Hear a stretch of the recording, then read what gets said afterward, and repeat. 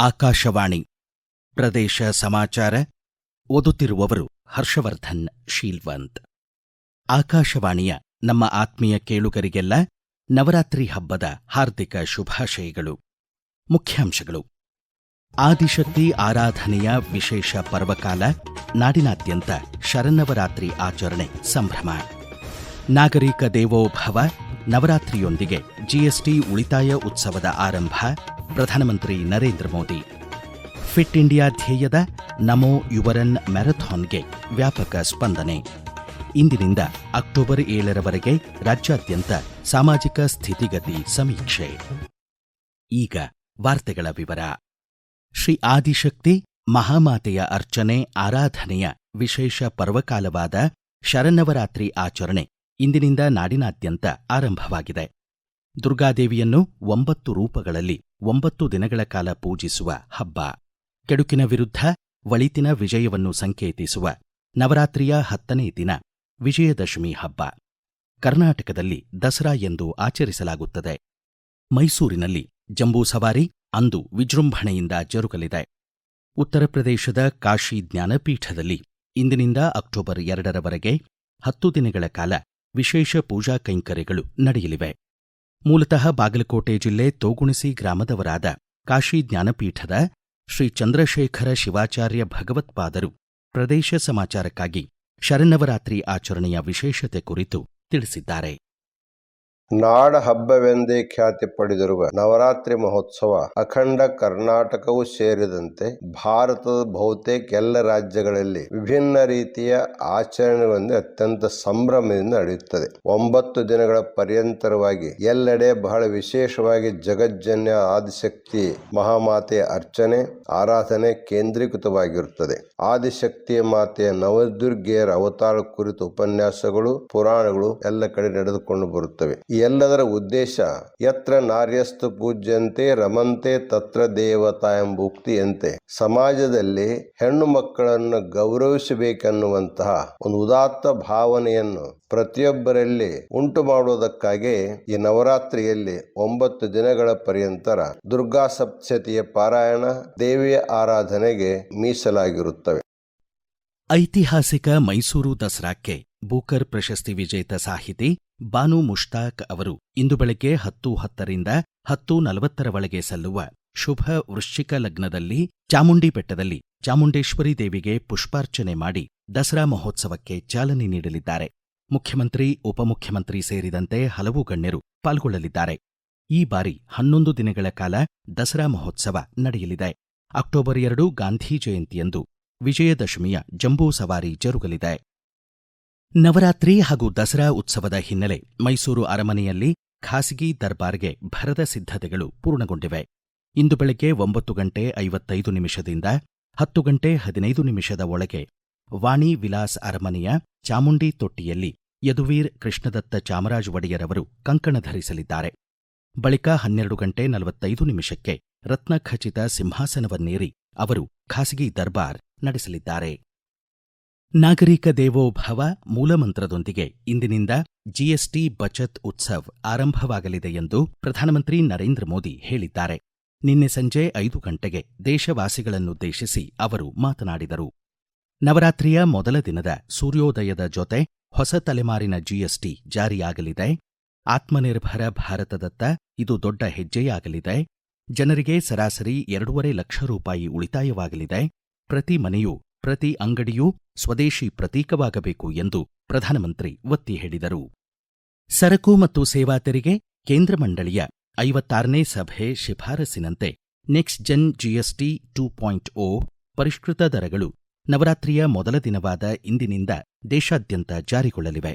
ಗ್ರಾಹಕರು toll free ಸಂಖ್ಯೆ 1915 ಅಥವಾ ಕಾರ್ಯವಿಧಾನ್ ಇನ್ ಗ್ರಾಮ್ ಪೋರ್ಟಲ್ ಮೂಲಕ 17 ಭಾಷೆಗಳಲ್ಲಿ ತಮ್ಮ ದೂರುಗಳನ್ನು ಸಲ್ಲಿಸಬಹುದು ಎಂದು ಹಣಕಾಸು ಸಚಿವಾಲಯ ತಿಳಿಸಿದೆ.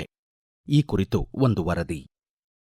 ಎರಡನೇ ಆವೃತ್ತಿಯ ಸರಕು ಸೇವಾ ತೆರಿಗೆ ಪರಿಷ್ಕರಣೆಯಿಂದ 350 ಸಿಸಿಗಿಂತ ಕಡಿಮೆ ದಕ್ಷತೆಯ ಮೋಟಾರು ಬೈಕ್ ವಾಹನಗಳ ಮೇಲಿನ ಮೊದಲಿದ್ದ ಜಿಎಸ್ಟಿ ತೆರಿಗೆ 28% ಇಂದಿಗೆ 18% ಇಳಿಸಿ ಜಾರಿಗೊಳಿಸಲಾಗುತ್ತಿದೆ. ಸಣ್ಣ ಕಾರುಗಳು ಅಂದರೆ 1800 ಸಿಸಿಗಿಂತ ಕಡಿಮೆ ದಕ್ಷತೆ ಹೊಂದಿರುವ ಕಾರುಗಳು, ಬಸ್ಸು, ಟ್ರ್ಯಾಕ್ಟರ್ಗಳ ಮೇಲೆ ಮೊದಲಿದ್ದ ಜಿಎಸ್ಟಿ ತೆರಿಗೆ 28% ರಿಂದ 18% ಇಳಿಸಲಾಗಿದೆ. ಪ್ರಧಾನಮಂತ್ರಿ ನರೇಂದ್ರ ಮೋದಿಯವರು ಹಾಗೂ ಕೇಂದ್ರದ ಹಣಕಾಸು ಖಾತೆ ಸಚಿವರಾದ ನಿರ್ಮಲಾ ಸೀತಾರಾಮನ್ ಶ್ರೀಸಾಮಾನ್ಯರ ಅನುಕೂಲಗಳನ್ನು, ಆಗುಹೋಗುಗಳನ್ನು ಗಮನದಲ್ಲಿರಿಸಿಕೊಂಡು ಕಾಳಜಿಪೂರ್ವಕ ಸರಕು ಮತ್ತು ಸೇವಾ ತೆರಿಗೆ ದರಗಳಲ್ಲಿ ಇಳಿಕೆ ಮಾಡಿದ್ದು ಅಭಿನಂದನೀಯ. ಇನ್ನಷ್ಟು ಸುಧಾರಣೆಗಳು ಅಪೇಕ್ಷಿತ ಎನ್ನುತ್ತಾರೆ ಆರ್ಥಿಕ ಮತ್ತು ಸೇವಾ ಕ್ಷೇತ್ರದ ಪರಿಣಿತರು.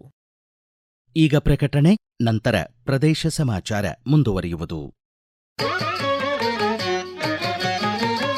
ನಿಮ್ಮ ಅನುಕೂಲಕರ ಸಮಯದಲ್ಲಿ ಆಕಾಶವಾಣಿ ಸುದ್ದಿಗಳನ್ನು ಆಲಿಸಲು ನಮ್ಮ ಯೂಟ್ಯೂಬ್ ಚಾನೆಲ್ ಆಕಾಶವಾಣಿ ನ್ಯೂಸ್ ಕನ್ನಡವನ್ನು ಸಬ್ಸ್ಕ್ರೈಬ್ ಮಾಡಿ. ನಮ್ಮೆಲ್ಲ ಕೇಳುಗರು ನಮ್ಮ ಫೇಸ್ಬುಕ್ ಖಾತೆ ಆಕಾಶವಾಣಿ ಆರ್ಎನ್ಯು ಬೆಂಗಳೂರು ಧಾರವಾಡ ಮತ್ತು ನಮ್ಮ ಟ್ವಿಟರ್ ಖಾತೆ @AIR News _ಕನ್ನಡವನ್ನು ಅನುಸರಿಸಿ. ಪ್ರಾದೇಶಿಕ ಸುದ್ದಿ ವಿಭಾಗ ಬೆಂಗಳೂರು ಹಾಗೂ ಧಾರವಾಡದ ಎಲ್ಲಾ ಸುದ್ದಿ ಸಂಚಿಕೆಗಳು ನಮ್ಮ ಸಾಮಾಜಿಕ ಮಾಧ್ಯಮ ಖಾತೆಗಳಲ್ಲಿ ಲಭ್ಯವಿರುತ್ತವೆ. ಪ್ರದೇಶ ಸಮಾಚಾರ ಕೇಳುತ್ತಿದ್ದೀರಿ.